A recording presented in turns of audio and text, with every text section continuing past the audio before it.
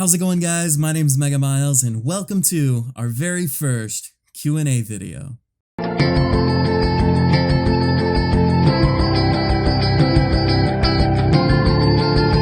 Don't forget to subscribe, guys. It means so much. Thanks. Now, I'm so excited about finally making this video. I know it's taken me forever to get around to doing it, so I apologize and I sincerely thank you guys for all your patience. So the reason why we're doing this video is I feel like it's so important as a subscriber for you to know about who you're watching. So the goal of this video is for you guys to learn about me a little bit more. And the reason why I feel like that's important is I'm not someone that's crazy big like Ariana Grande, where you watch her to watch her music or like because you think she's hot, because she kind of is. But with me, I play video games and every now and then I cook. So when you have your free time that you set aside and you get bored with everything else and then you watch my videos, you need to know at least something about me other than the fact that I play video games. So that's the point of this video. And I asked you guys a few weeks back to submit your questions for me to answer. So a lot of you guys did, so I thank you so much for that. Without further ado, let's get going. All right, so we've got our questions in my phone right here.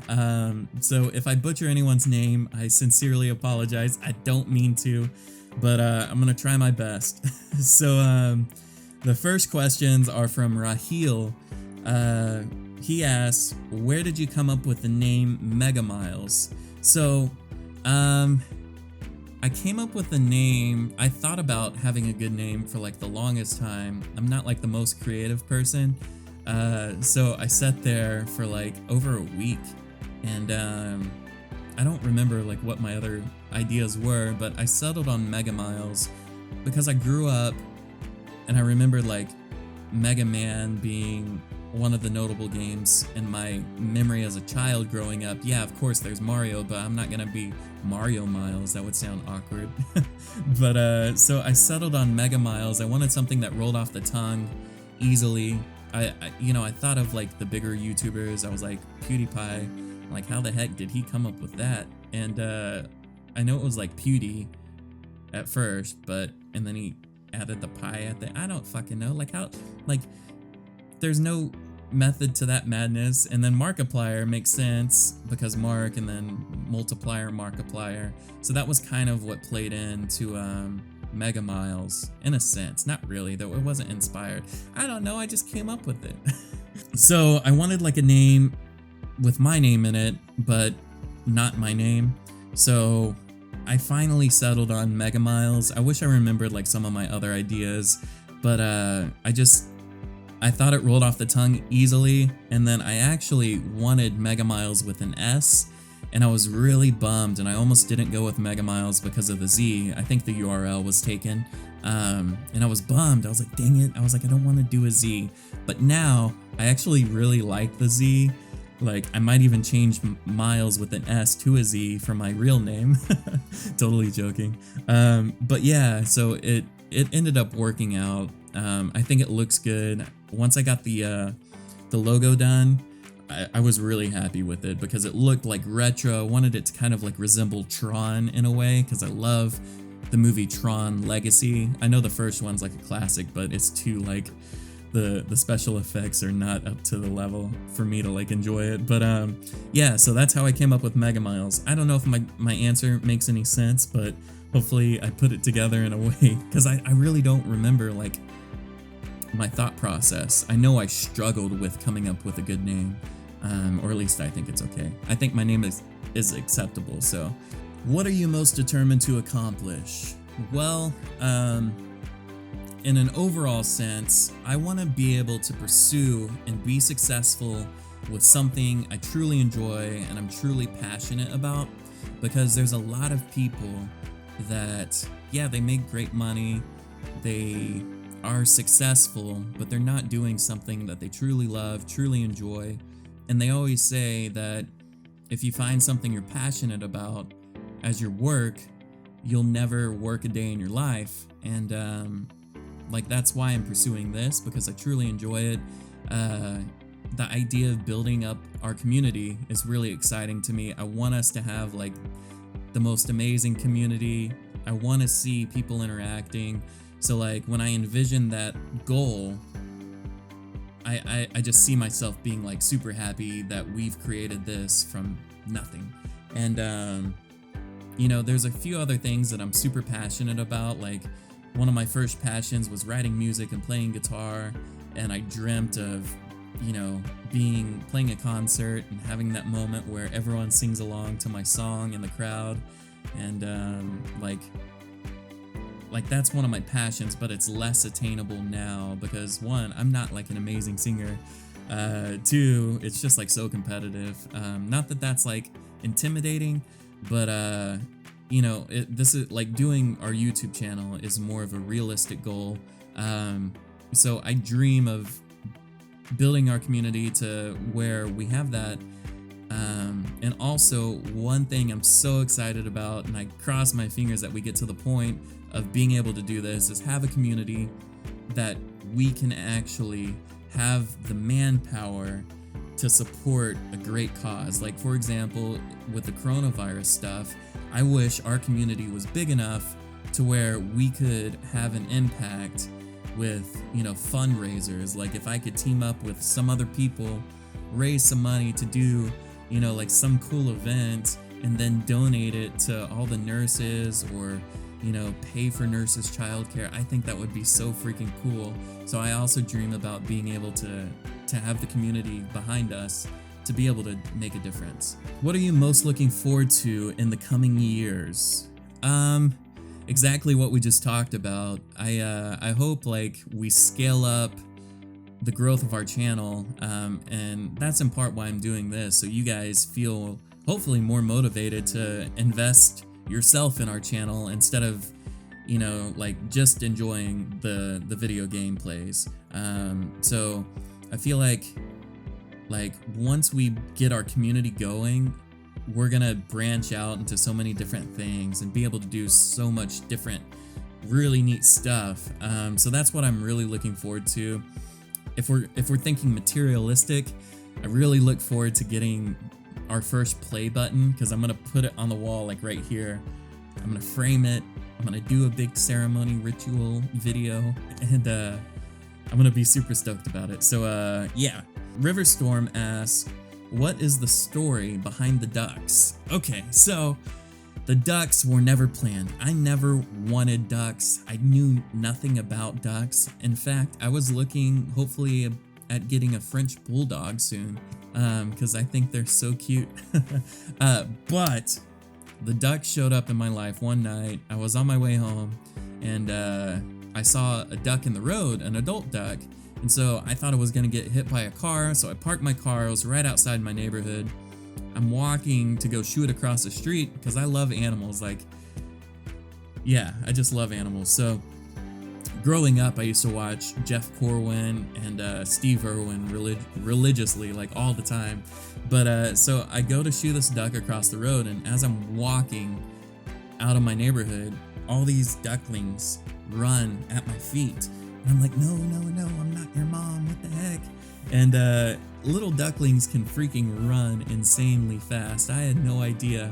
So I like lead them back to my car because they won't stop following me, and I don't want to lead them into the main road where the mom is. So I put them in my trunk, and I tried to reunite them with the mom. I really did.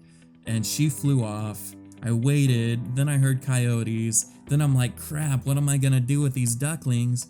So I keep them overnight, put them in a box with a blanket, and they all cuddle. It's real cute. And I call animal control in the morning, and I'm like, hey, this is the deal. And they tell me that they just humanely euthanize them. They just kill them. And I'm like, no freaking way you're gonna do that. They're so adorable. Like, have you seen a duckling? And so I'm like, crap, I'm stuck with these guys. And so part of me was like, there's no way they're gonna survive. But somehow I did a whole bunch of research, and I ended up raising them. So the end goal, I don't want to keep them forever, but I also don't want to give them to like someone that's gonna care less for them than I am currently. So that's the story of the ducks. It wasn't planned at all. It just, life threw me a curveball, and I rolled with it. Alright, so CMod Plays asks, what made you start doing YouTube? So this goes back to when I was little. I always loved video games, and then I got too busy, and for a few years I wasn't able to play any video games. And so I started watching Let's Players on YouTube, and I totally enjoyed it. It gave me the ability to enjoy the story of whatever video game I wanted to play that I couldn't, as well as listen to the commentary of whoever's Let's Play channel I was watching. So it was like, I got to play the game, but even better, I got to like listen to somebody that I found entertaining while we went on this journey together. So when I got more free time, I decided, I'm like, dude, like I would love to be able to play video games and take people on that same journey, and be able to build our community. So that was what made me take the initial jump into doing my own channel. And I remember when I made my first video, I was like, holy crap, this is really awkward. So like going back and like looking at that, it's just like, geez. How's it going, guys? My name is MegaMilez, and we are here to play the Solus Project. Like I feel like I've, you know, come a long way, as far as not feeling as awkward or whatever. So yeah, that's why. Hopefully that answers that question. So Brada Cahoots, hopefully I pronounced that right, says, if you went back in time to when you had less than 100 subs, what advice would you give your past self? Wouldn't that be cool if you could do that, like, in so many different scenarios? Like, I wish I could have gone back and told myself that, listen, she might sound sweet, but she's freaking psycho. You need to leave her. But as far as the 100 subs, if I could tell myself when I was just starting YouTube, I would tell myself sincerely, like, while producing good quality content is very important, because that's what I viewed. Like, I felt like I was so behind the curve as far as making like my channel. Like, I was years behind. So like all the established channels had been there for years. So I felt like I have to absolutely have every part of my video like as best as possible. So like from the audio, from the video, from like, yeah, I need to be entertaining, from, you know, the gameplay, I gotta make sure there's no hiccups. So I felt like I had to do a lot, which is very important. You have to produce good quality content. But what I didn't realize that I tell myself is the fact that like YouTube as a platform doesn't promote new creators the way it should. And by that I mean it focuses on their PewDiePies, their Markipliers, the creators that make them a whole bunch of money. And while, yeah, that's important to do, you need to balance people that are going the extra mile to get their channel to that level. When you're responsible of the platform, you have to promote the new talent that's here. And it's not just me, it's a whole bunch of other people. So I would have told myself that about the platform, the flaw in it, because I didn't know going into it. I told myself, I'm like, okay, if I make this really awesome, high quality video production, people will find me. And the middle disconnect that I didn't realize is YouTube as a platform. So people won't find you. And it's like, I used to get a whole bunch of comments like, hey, like, why the heck don't you have more subs? The quality of your content, the production value is very nice. And that was my goal from the start. Like, yeah, I'll do my best to be entertaining, but the video has to be high quality. So, like, for example, YouTube is trying to feature creators on the rise, and that is even flawed because they feature, I looked at it once, and there was this girl that they had featured that freaking didn't update for months, and she's on the creator on the rise. But like, even like you guys watching, you've probably never seen that section because it's buried.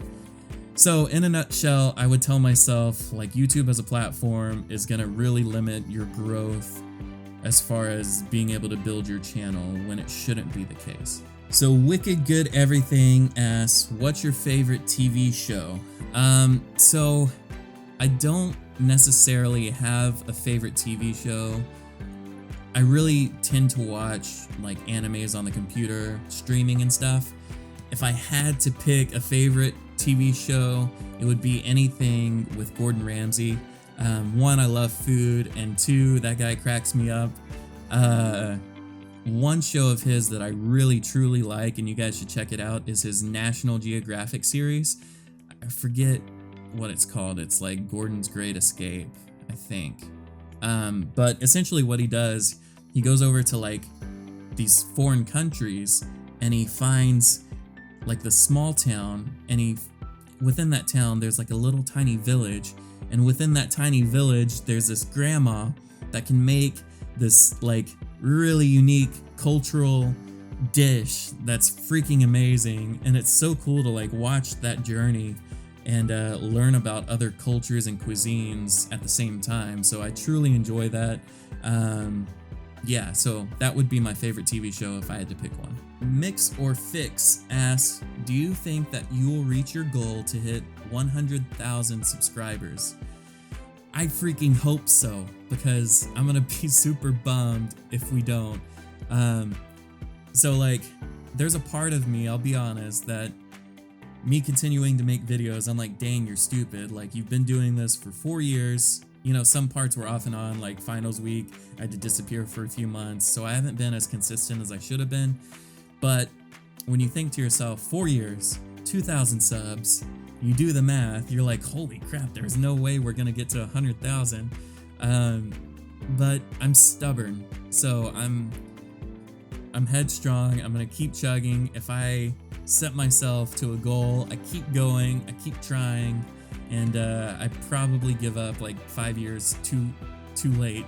So the goal is, yes, to get to 100,000. You guys are gonna play a pivotal role in that, because YouTube obviously isn't. So I dream of getting that play button up on that wall right there. We're gonna have a big event, big ceremony. Maybe I'll even live stream it if and when we get there.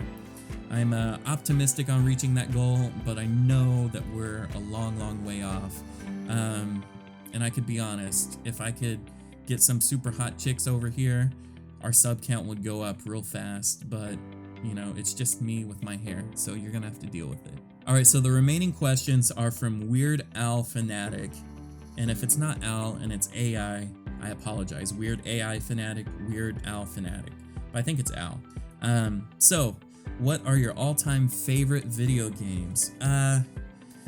So the first video game that really stuck with me was the Metal Gear Solid on PlayStation, when you had Psycho Mantis and you had to like switch to the second player controller. It took me forever to figure that out, so I loved every part of that game, and it's like so close to my heart just because that was when I was growing up, and it's like so nostalgic for me. Where Metal Gear now has gone, it's too like overdone for me. With the, like, I love the idea of the nano machines and stuff, but how few. Okay, so like the moment when I stopped playing Metal Gear was when, I forget which one it was, but you would like capture a guy and then you'd attach him to this balloon and you'd inflate it and he'd go flying off. And it was just too ridiculous for me to like, I just lost like I was like, okay, I'm done playing this game. So the second game is Final Fantasy X. So that game was amazing. I literally taught myself to Xanarkand on piano because of that game. I love that song so much, and the game. So yeah, didn't know how to play piano, so I was like determined. And so the third game that's really close to my heart is The Last of Us. And I'm so stoked about The Last of Us 2 coming out. You guys better, if you watch any of my videos, you have to watch The Last of Us 2 Let's Play, because I'm gonna be so like into it. I'm gonna be like, what? I'm sure, like I'm just so stoked. And to think that Naughty Dog did Crash Bandicoot years ago and they're where they're at now, it's phenomenal. So yeah, those are 3 of my favorite games. Hopefully you share those as some of your favorites with me. Okay, what food / cuisines and beverages do you enjoy eating and drinking? So I love a lot of foods. I love cooking. I love experimenting. I wish I could be in like Gordon's shoes and travel the world and try like that grandma's dish. And as long as it's not like something disgusting like ants or like grubs or like something that I wouldn't normally eat, as long as it's like a main normal protein, I'm cool. But if I had to gravitate towards one, it'd be Tex-Mex. I can live on chips and salsa, guacamole, and some awesome queso all day long. And as far as drinks go, I'm pretty simple. Like, I like water, orange juice, and chocolate milk is amazing. If we're talking alcoholic beverages, I'd say I only drink vodka water, really. I can drink other stuff, but if I'm out, order vodka water. Simple. Healthy, like in terms of alcoholic beverages. I do love wine, red wine. It's an expensive habit though. Just like sushi, which I freaking love. I'm obsessed with sushi, but it's also expensive, so I try to limit my intake of both of those. Are you an anime fan? And if so, all-time favorite anime series? Ooh, that's tough. I am an anime fan. If I had to pick an all-time favorite though, like my current one that I'm really enjoying is Food Wars. I put that one off for a long time because of the description. I was like, this is gonna be so cheesy, like girls getting off to food dishes. I was like, that's dumb. But once you watch it, it's like, it's really awesome how they go in depth and detail about flavor profiles and ingredients and techniques. I just thought it was fascinating, all while being an anime. So that part was amazing, along with the story. So another one that's really, really close to my heart is Sword Art Online. I really enjoyed that because it's so relatable. It's got so much lingo for us gamers, where like someone on the outside wouldn't get it. They wouldn't get like the lingo or like the importance of like farming bosses or stuff like that. So it's got that special like only us in the know get the coolness of that game. So the first season was amazing. So the other seasons I'm okay with. They're not as good as the first one. And third, I know it's like I'm jumping on the bandwagon here, but what is it? Is it Demon Slayer? There's another one. Oh, Goblin Slayer. So Demon Slayer and Goblin Slayer are both pretty cool. But Demon Slayer, freaking love it. And I just hope they get out with the second series or the second season quickly. All right, so who are your favorite gaming YouTubers? So since I started my channel, I actually stopped watching other gamers simply for the fact that I didn't want to inadvertently like have them influence my videos. So because when you watch something else and you turn around and do the same thing, you pick up mannerisms or phrases or stuff like that, just like small things. I didn't want to like look like I was impersonating somebody since I'm a smaller channel. So but before, I used to always watch PewDiePie. I watched Markiplier, and I watched a guy named StarCraft initially. And StarCraft, I remember he would play I Want to Be the Guy, and he would rage quit in every episode, and freaking was awesome. Then PewDiePie, I enjoyed his older content so much more. His newer content, he's still, you know, really entertaining, but I just didn't enjoy it as much, and that actually played a role in me like wanting to do my own channel, because I wasn't enjoying his recent content, his new content, and that's what I was looking forward to. So hopefully you guys look forward to when I post videos for the same reason that I used to look forward to PewDiePie's videos. Scariest and creepy games you have ever played? Well, if I had to pick one, it'd be Infliction. So primarily because it was it took place in a house, and you're in this house by yourself, and the sound effects were so immersive. You'd hear a creak there, a thud over there, and a baby crying over here, and you're like, what the heck? And then you'd get jump scared. Who is knocking? Where? Where?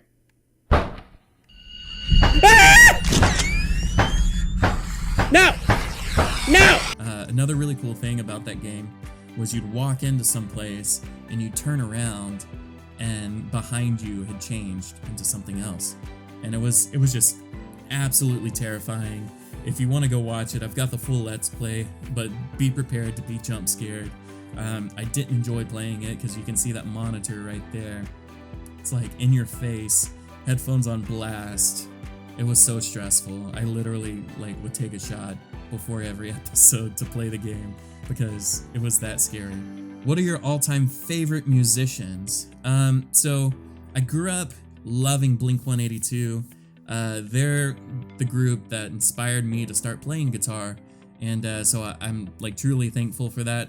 The way they compose their songs, it was really catchy, but it's not musically composed technically. It's super easy to play their stuff, but that's the beauty of it, I guess. So from there, Metallica, insane. The way they used to compose, the old school Metallica. You say you don't like heavy metal, it's fine. Listen to Metallica, and their songs, the older songs, they're like works of art. I also love old school Paramore before Josh Farrow left the band, because after that, the way they composed music went down the tubes. Some people are gonna argue it, including Hayley Williams, but Hayley's super talented, writing lyrics and singing obviously, but when it comes to putting together a song, that's where the true crazy talent is, and that was with Josh Farrow. And it's so obvious because I used to write songs, and so that's the qualities I look for when I'm like, holy crap, this song's amazing. I look for when they compose, how the song is written from a musical standpoint. So I actually didn't even know anything about the band's history, but when I heard their new music, the new album that came out, I was listening as I was at the gym doing some workouts, and I was like, what the heck? I was like, this music is entirely different. I'm like, what happened? So I literally Googled it, and I found out that Josh and his brother, who's the drummer, left the band. Long story about that, but that's not the point of the question. But I realized their music was different for some reason, so I looked it up, and sure enough, the guy that was responsible for the amazing songs, lyrics or not, he was gone, and it was so obvious. So yeah, old school Paramore is legit. Alright guys, that was our very first Q&A video. I truly hope you enjoyed it, and even more importantly, maybe you learned something about me that you didn't know before.